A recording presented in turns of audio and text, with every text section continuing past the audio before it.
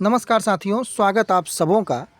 काफ़ी लंबे समय के बाद एक बार फिर आप लोगों के सामने बिहार शिक्षक बहाली, बीपीएससी हो, नियोजित शिक्षक हो, विशिष्ट शिक्षक हो या फिर टीआरई 3 को लेकर के तमाम मुद्दों के साथ हम एक बार फिर आपके साथ हाजिर हैं, आपके उसी channel let's grow with Randhir पर। साथियों, काफ़ी लंबे समय के बाद आने के पीछे कई कारण हैं। उन कारणों से शायद आप वाकिफ़ भी होंगे और अगर नहीं वाकिफ़ हैं तो समय के साथ आपको ये पता भी लग जाएगा। लेकिन मुख्य मुद्दा जो आज इस वीडियो में होने वाला है, वो सबसे मुख्य मुद्दा होगा बिहार में शिक्षकों के ट्रांसफ़र को लेकर के। लगभग दिसंबर के महीने में ही ट्रांसफ़र को लेकर के जो अप्लाई हुआ था, दिसंबर 1 से लेकर 15 के बीच 1.90 लाख शिक्षकों ने इसको लेकर के आवेदन दिया, जिसमें कई गंभीर असाध्य रोग से ग्रसित शिक्षक, विधवा विकलांग शिक्षक, महिलाएं शिक्षक और पुरुष अभ्यर्थी जो काफ़ी लंबी दूरी तय करके अपने विद्यालय पहुंचते हैं, काफ़ी कठिनाइयों का सामना करने के बाद विद्यालय में पहुंचकर पठन पाठन का कार्य करते हैं। उन तमाम शिक्षकों ने इस उम्मीद के साथ ये अप्लाई किया था कि उनका ट्रांसफ़र, जिस तरीके से माननीय अपर मुख्य सचिव ने कहा था कि जनवरी तक जो है ये ट्रांसफ़र हो जाएगा। आखिर क्या हो गया है ट्रांसफ़र के इस प्रक्रिया को? बिहार में शिक्षकों की बहाली को लेकर के अगर हम बात करें तो पिछले कुछ वर्षों में लाखों की संख्या में शिक्षकों की बहाली हुई है बीपीएससी के माध्यम से। लेकिन उन शिक्षकों की दूरी की बात करें तो कई शिक्षक अपने घर से 100 किलोमीटर, 200 किलोमीटर, 300 किलोमीटर की दूरी पर अभी वर्तमान में पदस्थापित हैं। और यही सबसे बड़ी गंभीर समस्या है। लगातार ट्विटर पर ट्रेंड भी हो रहा है, लेकिन सीधे हम लेकर के चलते हैं जो कि खबर आपको, जो 6 पन्ने का लेटेस्ट कल परसों में जो आपको एक पूरे ट्रांसफ़र को लेकर के अपडेट आया था, उसमें क्या मुख्य बातें हैं। सबसे पहले आज की खबर को अगर आप देखेंगे, मैं आज की खबर को पहले बता देता हूं, उसके बाद मैं ट्रांसफ़र को लेकर के जो भी चर्चाएं हैं वो करूंगा। आज की खबर ये है कि जिस तरीके से शिक्षकों को ऑनलाइन हाजिरी बनानी पड़ रही है, अब बच्चों की भी ऑनलाइन हाजिरी बनानी होगी।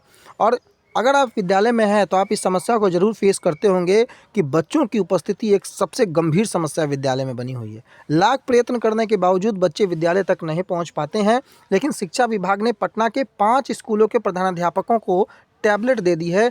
और वो टैबलेट क्यों मिली है? बच्चों की उपस्थिति दर्ज करने के लिए। इससे यह स्पष्ट होगा कि आपके विद्यालय में कितने बच्चे आ रहे हैं और कितने नहीं, इसके लेकर के उनको ट्रेनिंग की भी व्यवस्थाएं कराई जा रही है।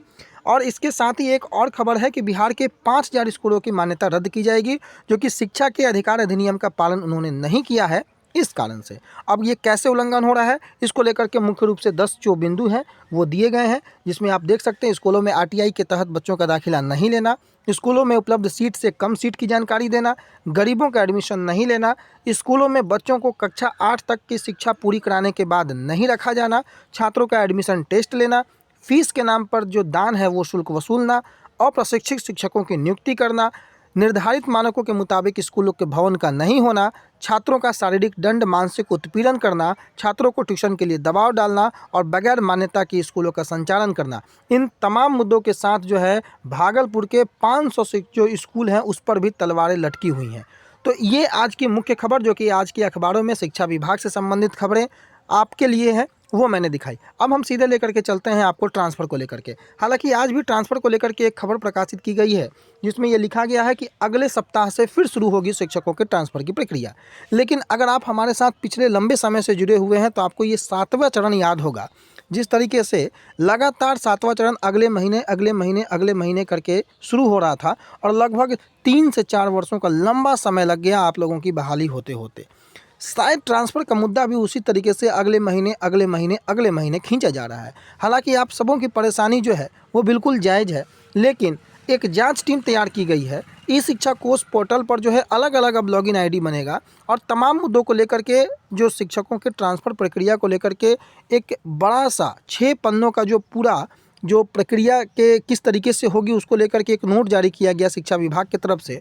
उसमें जो मुख्य बातें कही गई थी, उन मुख्य बातों की अगर हम आपको लेकर के चलें तो सबसे पहले उसमें यही बातें कही गई थी कि यदि किसी स्कूल में वेतनमान के 3, विद्यालय अध्यापक के 2 और विशिष्ट शिक्षक के 1 पद अगर रिक्त होगा तो सबसे पहले 3 रिक्त पदों वाले विद्यालयों को जो है वो विद्यालय आवंटित किए जाएंगे। आप सबको पता होगा कि आपने 10 पंचायत यानी कि 10 लगभग पंचायतों का ऑप्शन लगभग लोगों ने दिया होगा, कम से कम 3 का तो ज़रूर दिया होगा। अब उन 10 में से या 3 में से जिन भी विद्यालय में सीटों के आधार पर कम से कम, जैसे कि कहा गया कि वेतनमान के 3, विद्यालय अध्यापक के 2 और विशिष्ट शिक्षक के 1 पद अगर रिक्त होगा तो सबसे पहले 3 रिक्त पद वाले विद्यालय को आपको आवंटित किया जाएगा। और एक इसमें समस्या दूसरी अगर आप देखोगे तो ये है कि एक से अधिक जिलों में अगर ट्रांसफ़र के लिए आवेदन किया गया है तो उन शिक्षकों का क्रम में ट्रांसफ़र होगा, और इस दौरान जो पहले ज़िले में रिक्तियां उपलब्ध नहीं होंगी अगर, तो शिक्षक का ट्रांसफ़र दूसरे ज़िले में हो जाएगा। और इस दौरान सबसे महत्वपूर्ण कार्य डीओ साहब का है कि ट्रांसफ़र की सहमति देने के बाद ही जो है आपकी प्रक्रिया को जो पूरी की जाएगी, और निर्देशक प्राथमिक को है इसकी जानकारी डीओ साहब को देनी होगी।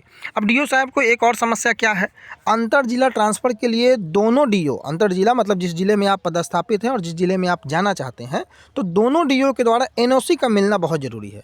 अब एनओसी किस किस मामले में, तो जैसे शिक्षकों के ऊपर या कोई बकाया राशि है, कोई विभागीय कार्रवाई तो नहीं हुई है, संबंधित कोई अन्य जो उनके ऊपर कोई केस मुकदमा तो नहीं लंबित है, इन तमाम एनओसी को मिलने के बाद ही आपके ट्रांसफ़र की प्रक्रिया पूरी की जा सकती है।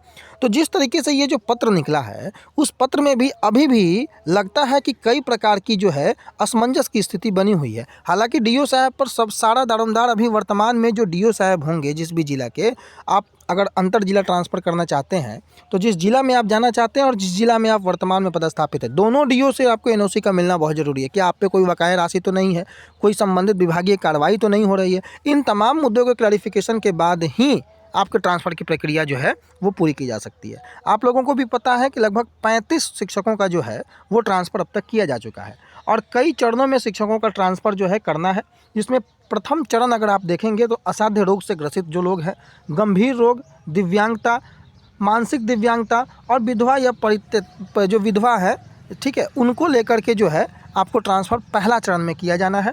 और इसका लक्ष्य हालांकि देखा जाए तो सचिव महोदय ने जनवरी में ही रखा था, लेकिन चूंकि आपको पता है कि अभी फरवरी 1 से इंटर की एग्जामिनेशन है, 17 फरवरी से मैट्रिक का एग्जामिनेशन है, फिर कॉपी जांच करने की प्रक्रिया है। तो मेरा अनुमान जो है, जिसके लिए आप इस वीडियो में आए होंगे कि कब तक आपके ट्रांसफ़र की प्रक्रिया को पूरी कर ली जाएगी, तो मेरा अनुमान है कि ये प्रक्रिया आपको अप्रैल के पहले तो बिल्कुल नहीं होने वाली है। हालांकि ये प्रक्रिया अभी लंबी जा सकती हैं, लेकिन मैं अपने अनुमान के आधार पर कहता हूं कि अप्रैल के पहले ये 4 फेज है। दूसरे चरण में अगर आप देखेंगे तो पति पत्नी के आधार पर जो पदस्थापन है वो होगा। तीसरे चरण में देखेंगे तो दूरी के कारण शिक्षिकाओं को जो है वो आवेदन जो दिया गया है उन पर विचार होगा।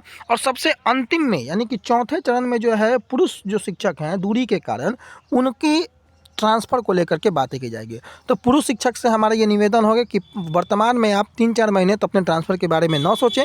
फिलहाल मैट्रिक के एग्ज़ाम, कॉपी जांच, तमाम प्रक्रिया जब तक रिजल्ट जारी नहीं होता है, पुरुष शिक्षक के बारे में तो कोई चर्चाएं नहीं की जा सकती है।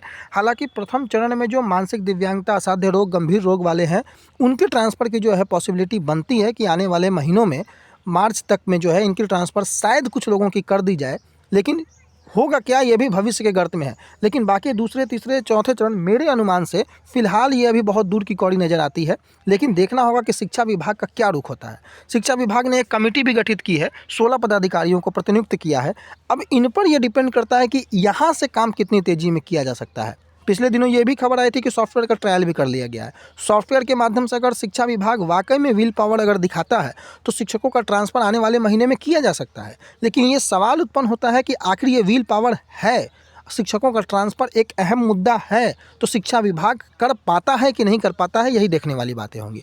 लेकिन फ़िलहाल ट्रांसफ़र से संबंधित जितने भी लोग टकटकी लगा के बैठे हैं, आप ये बात ध्यान में रखिए कि ये ट्रांसफ़र का मुद्दा शिक्षा विभाग के लिए एक सबसे महत्वपूर्ण मुद्दों में है। शिक्षा विभाग गंभीर है, लेकिन धरातल पर वो गंभीरता कब नजर आएगी इसका इंतजार सबको है। बेचैन ना हो, परेशान ना हो, ट्रांसफ़र होगा, लेकिन थोड़ा समय जरूर लगेगा, क्योंकि वर्तमान में आपको मैट्रिक और इंटर के एग्जामिनेशन, कॉपी जांच, ये एक गंभीर समस्या बन करके आपके सामने आया है।